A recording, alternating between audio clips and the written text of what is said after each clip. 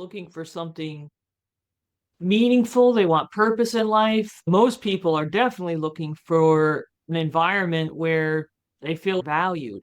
Do they care about me? We're so much more aware of stress, trauma, things like that. We treat that so differently in policing. At least most police departments do. We have CIT teams now. If officers have been through something traumatic, we're not saying suck it up. We're like, hey, let's have our chaplain corps come in and have lunch when the officers are not on call and they can be in the room without the police chief there and talk about some of these things. I think as a society, we've certainly come to recognize the importance of some of these things. And even if it's not based on, oh, I care about the well-being of my employees, the police officers, students. So the reality too is it's liability based, it's even economic based. Do we want to take care of these people? Do we want to have them have a healthy mind? That's definitely a really important shift. I can tell you when I came on the job in the 90s, that was not the police culture I experienced by Mhm. far. I feel like we're absolutely moving in the right direction. I tell my students that are even considering a career in policing, you ask me a question, you tell me what you want to know about. So many of those things come back as, how do you deal with this? Or have you ever experienced this? And how did you handle that? That's what they want to know. They don't realize, but what they're asking is, am I going to be traumatized? What kind of career field is this going to be? Am I going to be taken care of? Because we have that awareness now, like it or not. That's where society is. We have to recognize those things. Yeah. Lisa, in this last week, we had an incident right Mm. near you, and it made national news. In fact, I think it was reported in other publications outside the US of a shooting in an emergency room. So very close to you. And I'm imagining that maybe some of the students brought it up. And I'm wondering if there was some discussion in your classroom. And also, what were your thoughts? It was a hostage Mhm. situation in an emergency room. Somebody who had been to the emergency room earlier in the week came back, took a hostage, killed an officer, and injured others. I don't know much more detail than that. Yeah, and that's pretty much what I know about it as well. My first thought, coming from a law enforcement background, that's just crushing. It's always in the back of your mind as a police supervisor. I felt a deep responsibility for my officers when I was a patrol sergeant, when I was detective sergeant, felt a deep responsibility. Certainly as a chief of police, my heart goes out to them. That is when our police world, the worst of the worst. I used to talk about that a lot when we talked about policies. My worst day is when I have to go see someone's family. Completely tragic.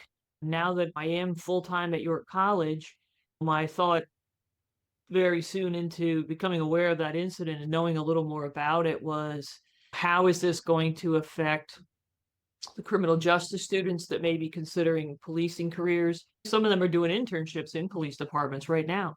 And how is it going to affect our nursing students? Our college has a significant um, number of students in the nursing major. You're talking about people that go to work with, I would say, a lower expectation of this is going to happen at work today. A lot of my experience in policing is relevant to what I teach here, but the gender and crime course is more interesting than I thought. One of the things we're talking about now is human trafficking. I explained to the students, I never heard of that when I came on the job. What I learned with those types of incidents, assisting other agencies, that 40% of the people involved in human trafficking are men and boys. And that was shocking to me. Part of this course is also looking at globalization. Why do we care about what's happening across the world? Because things that are happening in the US may be drastically different than what's going on in other parts of the world, but it's coming here too. Things that are invisible. And that's what we were talking about today, is just the sheer number of, it's actually forced labor that's happening in our country. So we're thinking, oh, human trafficking, it's all about forced prostitution. There's a whole nother thing going on here that is invisible to us. extremely interesting. I think interesting for the Yeah. students. I know you started out with a great interest in your dissertation. You talked about gender, the police. It feels like that's changing, Lisa. Would you say there is a greater acceptance of women in policing now? Yeah, when I did my dissertation research about what influences women to even come and get in policing and then what influences them to stay or voluntarily leave. I think that's the key right there. Why are they leaving? That's a really good component of the research. Overall, in the United States, I got my statistics from the Bureau of Labor, Department of Justice, women remained. Maybe the late 70s, 80s, I think peaked in some places at around 15%. But then as we go into the 90s, it goes back down to around 11, 12%, and then just stays there for 40 years. Uh, That's an interesting thing because when you look at the comparative field, like law, you see a completely different thing happening. Women gain access and then continue to reach some approximate gender balance there. You don't see that in policing. And so that's intriguing to me. I think it would be awesome to look at York County agencies and the gender balance across the state of Pennsylvania because my feeling is that it is way more open. I'm aware of some of the problems. Those problems are more relevant in small police departments. That's a thing in Pennsylvania. Most of our departments are very small, 10, 20 officers. That's a problem because of leave, family leave. yeah. You're going to be off having a child. That's a big barrier. Sometimes I think it's even a Yeah. mental stigma. We don't want to hire her. What if she's going to be off? Or we don't want to promote her. She's our only detective, and now she's going to be off for 4 months having a baby. That's a problem. But I do see things that give me hope. I've seen some large agencies in Pennsylvania, some of them even at different levels, like prosecutors' offices, district attorneys' offices, just in the last couple of years, and some very large police agencies finally establishing paid maternity, paternity leave. It's for the men and the women.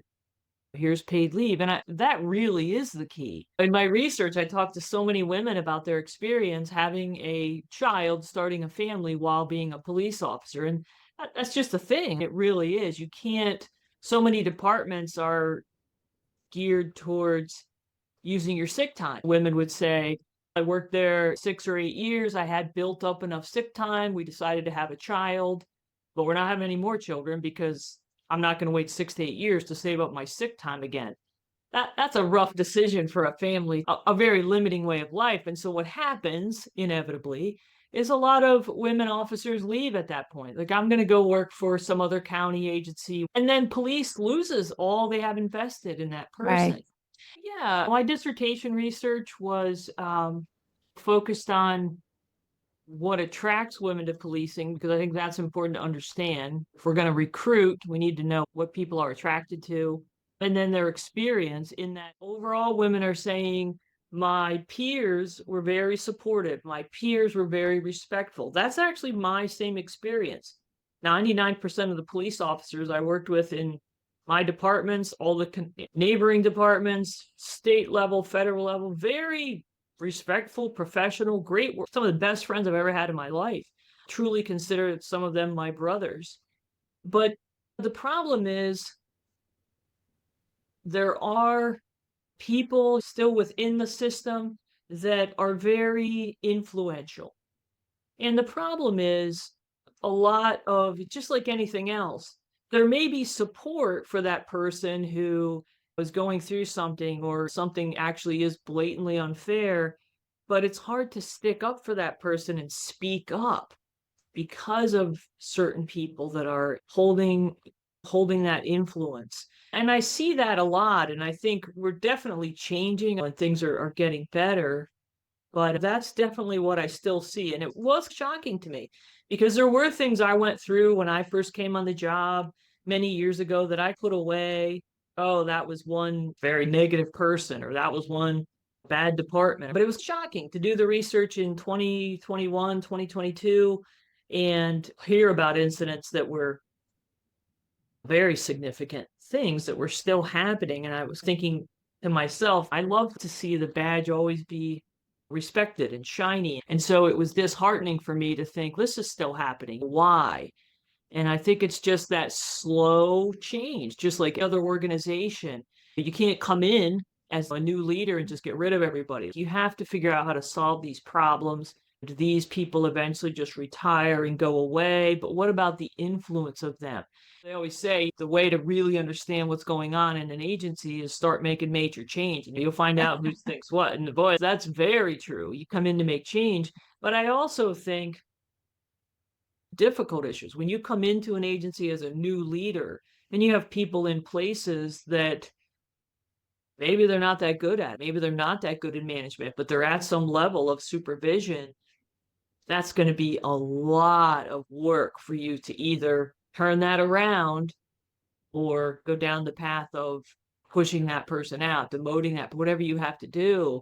Honestly, I think there's a lot to be said for a leader that can actually come in and do that. You also have to have the backing. If you're talking about municipal government, you better make sure when you go in there that you're going to have the backing of your township managers, township supervisors to do what needs to be done.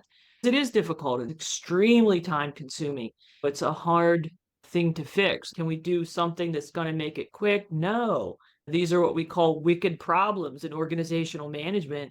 It's the same thing as a leader. If they're wicked problems, you're going to have to really put the work into it. So I think that's why a lot of times we see those things not being addressed. And you're the lucky person who takes over the agency. And I think it really is a big challenge. I do make a big connection personally with creativity. I was recently in an art show in New York, and I actually sold one of my mosaic Did pieces you? for a charity event at the gallery here in New York. Especially in today's world, everything's become so highly industrialized and commercialized that I hope the backlash to that is more interest in creativity. That'd be an awesome topic. I'm with you.